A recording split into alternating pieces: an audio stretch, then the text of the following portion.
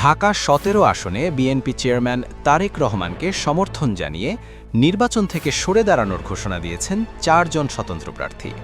বুধবার সন্ধ্যায় এই ঘোষণা দেন তারা। নির্বাচন থেকে সরে দাঁড়ানোর ঘোষণা দেয়া ওই ৪ স্বতন্ত্র প্রার্থীরা হলেন সাবেক সংসদ সদস্য ও বাংলাদেশ ন্যাশনালিস্ট ফ্রন্টের প্রেসিডেন্ট এস.এম. আবুল কালাম আজাদ, ডাব প্রতীকের প্রার্থী শাম্মীম আহমেদ, আনারস প্রতীকের প্রার্থী মোহাম্মদ রাশেদুল হক এবং আপেল প্রতীকের প্রার্থী মঞ্জুর হুমায়ুন। এদিন বিএনপি চেয়ারম্যানের উপদেষ্টা ও ঢাকা ১৭ আসনে তারেক রহমানের নির্বাচনী পরিচালনা কমিটির প্রধান সমন্বয়ক বীর মুক্তিযোদ্ধা আব্দুস সালাম গণমাধ্যম কর্মীদের জানান, বিএনপি চেয়ারম্যানের সঙ্গে আলোচনায় তাকে সমর্থন জানিয়ে ৪ জন স্বতন্ত্র প্রার্থী নির্বাচন থেকে সরে দাঁড়ানোর ঘোষণা দিয়েছেন।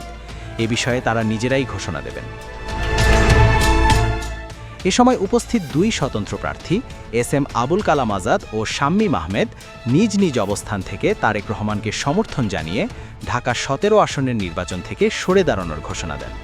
এছাড়া বাকি ২ জন স্বতন্ত্র প্রার্থী মুঠোফোনে তারেক রহমানকে সমর্থন জানিয়ে নির্বাচন থেকে সরে দাঁড়ানোর ঘোষণা দিয়েছেন বলে গণমাধ্যম কর্মীদের জানান বিএনপি চেয়ারম্যানের উপদেষ্টা বীর মুক্তিযোদ্ধা আব্দুস সালাম।